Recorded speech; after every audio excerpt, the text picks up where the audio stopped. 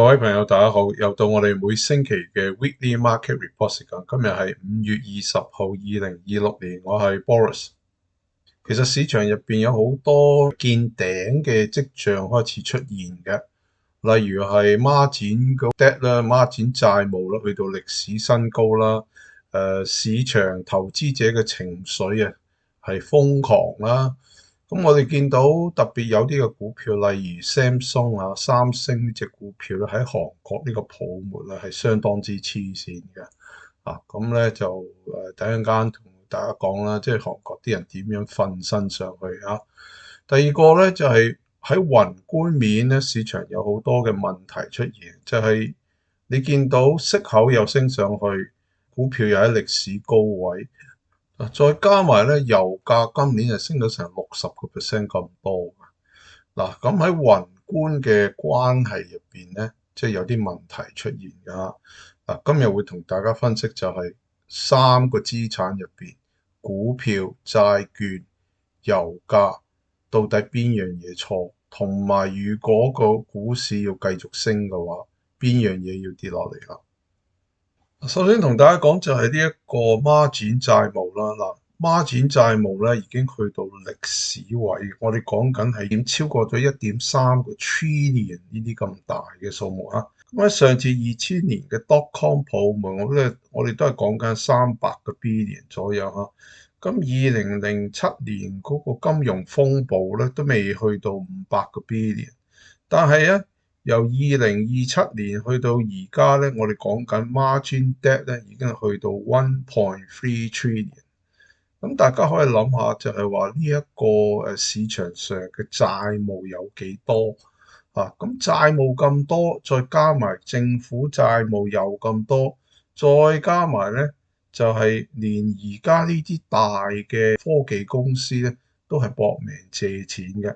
咁當利息升嘅時間，如果控制唔到息口，會發生啲幾可怕嘅情出現啦咁講講三星呢隻股票啦。三星隻股票咧，早4-5年前簡直係水靜河飛嘅。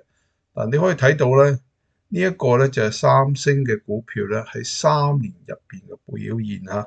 咁基本上咧，喺最近呢2年，三星隻股票咧，差唔多係升咗成4-5倍咁犀利嘅，由最低位嗰啲地方啊。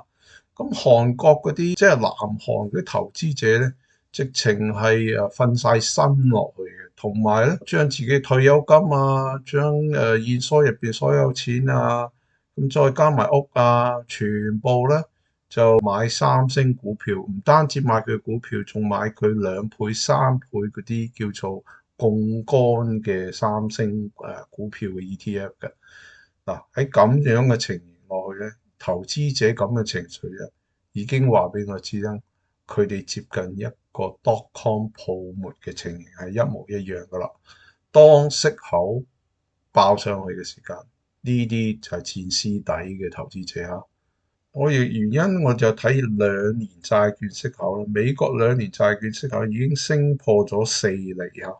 大家如果有留意啲大銀行，例如 Bank of America 咧，就警告投資者咧，當2年債券息口升破2厘之後咧，小心呢個泡沫咧係會爆破噶。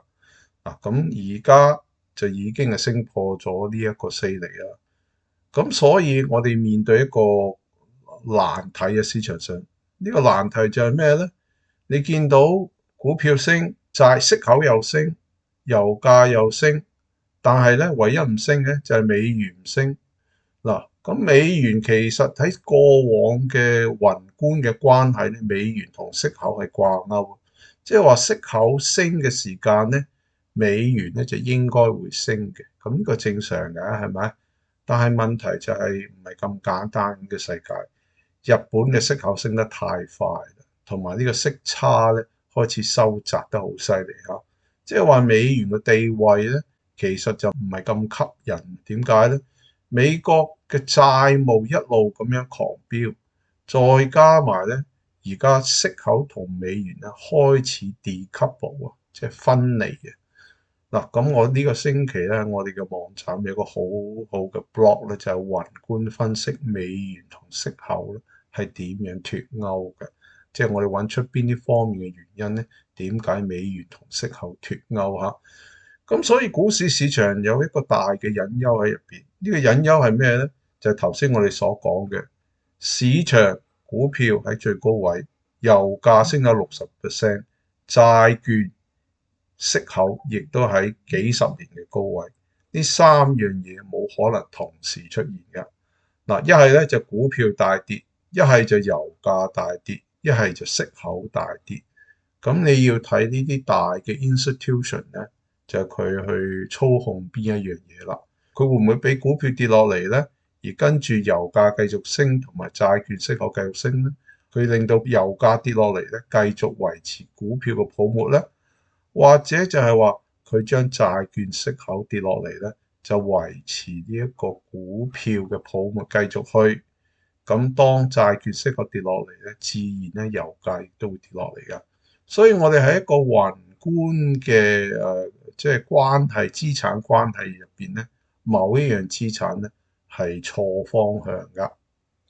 嗱，呢一個咧係我整理咗幾十年咧，就係話黃金啊、油啊、債券啊同埋 base metal 大家嘅關係嘅方向。你可以見到咧，就係話當油價狂升嘅時間咧，一般嚟講咧就係息口向上去，而債券就向下跌嘅。所以我哋見到債券向下跌啦。但係因為油價升、通脹升，咁所以 base metal 咧通常都會跟油價升嘅。但係呢段時間咧，黃金係會調整嘅。咁意思係咪話我哋會照常理呢個方向去，大家呢個關係繼續去咧？嗱，呢一次咧有啲唔一定嘅決定性，點解咧？原因就喺美元身上啦。如果你知道呢啲嘅宏觀關係嘅話咧，對你投資係相當之有用嘅。所以我建議大家咧喺 Patreon 咧 subscribe 我哋嘅 video。或者你可以直情成為我哋嘅會友，可以得到專業嘅同埋好深入嘅投資分析，對你嘅投資會幫助好大嘅。今日講到呢一度啦，下星期再見，拜拜。